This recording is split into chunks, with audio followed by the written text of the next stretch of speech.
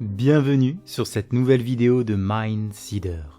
Dites-moi, est-ce que vous êtes du genre à cogiter tout le temps? Moi, j'en suis arrivé à un point où je réfléchis tellement que j'ai décidé de lire le livre du docteur Serge Marquis, On est foutu, on pense trop. Dans son ouvrage, il nous explique comment se débarrasser de Pansouillard le hamster. Vous savez, c'est ce petit rongeur dans notre tête qui rumine sans relâche et s'évertue à nous gâcher la vie. Il nous fait imaginer que pour chaque problème du quotidien, comme quand on vient de finir la grosse commission et qu'on découvre qu'on n'a plus de papier toilette, ou qu'on court pour rattraper les bus qui s'en va sous notre nez, et c'est à ce moment-là qu'on commence à râler intérieurement contre le monde entier. C'est comme si dans notre cerveau, soudainement, un hamster sortait de l'ombre, montait dans une roue et commençait à courir. Ça va? Vous arrivez à avoir l'image en tête? Plus on rumine, et lui, plus il accélère dans sa roue. Et ça nous crée une frustration intérieure qui grossit. Pansouillard, c'est le nom du hamster, c'est un peu comme notre ego. Il attend le moindre petit instant, le moindre occasion pour débarquer avec sa petite fourrure. Il arrive dès lors qu'on a une frustration. Mon collègue a eu une augmentation, mon fils a eu une punition, ma femme m'a quitté. Peu importe, on m'a piqué ma place de parking. Notre ego, lui, il n'attend qu'une chose, c'est de monter dans la roue du moi-je, et de prendre le contrôle de nos pensées. En réalité, à ce moment-là, on a deux pensées qui se battent en duel. D'un côté, on a le mental ego, représenté par le hamster, et de l'autre, c'est le mental conscience. Vous savez, cette petite voix qui est un peu plus calme, qui relativise plus. Le tout est d'apprendre à contrôler ses émotions à travers la respiration. On essaie de retrouver notre calme intérieur avant que Pansouillard ne pointe son museau. Pour éviter que ça s'emballe, il faut utiliser la pensée dite « sans moi ». Je vais mettre de côté mon ego ainsi que toutes les pensées centrées sur moi-même. C'est un travail qui demande bien sûr du temps et de l'entraînement, mais plus il est pratiqué et plus facile sera la transition pour retrouver le calme dans notre esprit. Si on a une pensée croissante sur le problème, qu'on reste focalisé dessus, la roue s'emballe et la tension monte. Mais si on arrive à avoir une pensée décroissante, relativisée, penser à autre chose de positif, de joyeux, alors là, le hamster ralentit, sort de la roue et retourne dans son terrier. Notre esprit se relâche et le calme revient.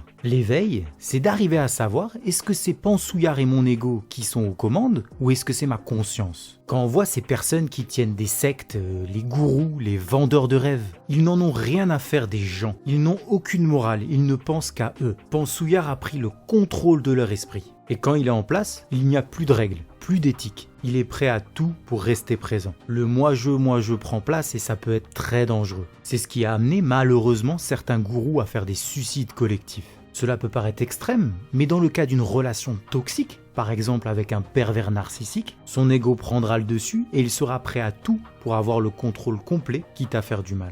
Le contrôle de ses émotions est très important et ça marche dans tous les contextes. Imaginez que vous êtes dans les bouchons, la personne derrière vous se met à klaxonner. Le hamster il en profite, il sort de sa taverne, commence à faire ses petits échauffements à côté de la roue. Ça monte un petit peu en vous, vous commencez à lui faire des gestes du genre il commence à faire quoi celui-là? Il ouvre la fenêtre, commence à vous insulter. Là le hamster il monte dans la roue, il commence à trotter. Là vous ouvrez votre fenêtre et vous commencez à l'insulter par tous les noms d'oiseaux. Faut pas croire, votre interlocuteur aussi a un hamster qui pédale. Là il sort de sa voiture, votre hamster il a à fond la roue, elle est presque sur le point de se décrocher. Vous suivez le pas, bim bam boum, ça part en cacahuète. Je pense que tout le monde a déjà connu cette situation. Mettez-moi ça en commentaire. Il est important pour le bien-être à tous de gérer ses pensées et apprivoiser son hamster. Le plus incroyable, c'est que ça vrille rapidement, en une fraction de seconde. On va l'appeler la seconde magique. C'est cet infime instant où on accepte que le hamster nous fasse voir rouge. Alors que ça aurait pu être inversé, par une respiration profonde, d'éviter de faire le coq ou d'avoir le dernier mot. La situation est ce qu'elle est, mais il faut apprendre à désamorcer la bombe. Peut-être aurait-il fallu ouvrir la fenêtre, sourire, expliquer qu'on ressent cette frustration, mais que klaxonner ne fera pas avancer les voitures. Soudainement, votre réaction va apaiser le hamster de votre interlocuteur. C'est une façon de désarmer la personne, de lui faire comprendre la situation. Bien sûr, c'est plus facile à dire qu'à faire, mais ça se travaille. À être tout le temps négatif, faire des reproches, ça finit par nous ronger de l'intérieur. Une personne m'a doublé dans la file d'attente, l'autre parle trop fort au téléphone, j'ai plus de batterie sur mon portable, elle a encore oublié de ramasser les miettes sur la table. En fait, on s'arrête jamais, jusqu'à un niveau international où on va partir en guerre. Je ne dis pas qu'il ne faut rien dire et tout garder pour soi, mais exploser n'apportera jamais rien de bon. C'est bien connu, la haine attise la haine. Et dans cette petite fraction de seconde, il faut réussir à mettre des mots sur ce que l'on ressent. Dans un couple, la communication est la chose la plus importante. Faites juste bien attention de ne pas donner une sensation de supériorité du style « je fais mieux que toi ».